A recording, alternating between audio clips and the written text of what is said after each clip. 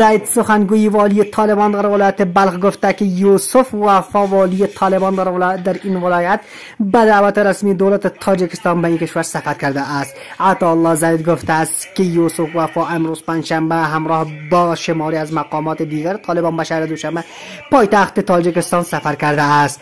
وی افزوده است که وفا در نشست در شهر دوشنبه ابزار امیدواری کرده که دوستی میان طالبان و تاجیکستان پیاده روی بماند.